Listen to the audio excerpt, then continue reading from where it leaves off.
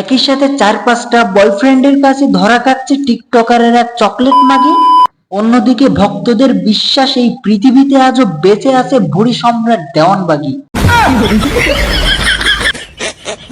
বাংলাদেশে এখন ফেসবুক ইউটিউবে বউকে নিয়ে চলছে রমরমা ব্যবসা।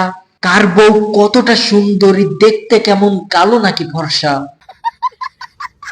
অন্যদিকে বিএনপির প্রতিটা নেতা ভাবছে এবার ময়দান ফাঁকা, ক্ষমতা পেলে সব করে দেব ফর্সা।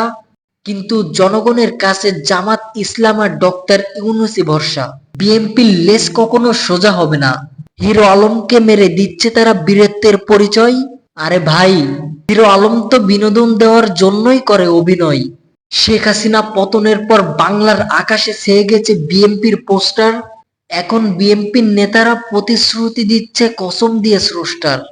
হিরো আলমের দাবি বিএনপি ক্ষমতায় আসলে দেশটিতে আবারও থাকবে না কোনো আচার বিচার, কারণ আওয়ামী বিএনপি হলো এই বাংলার প্রধান স্বৈরাচার।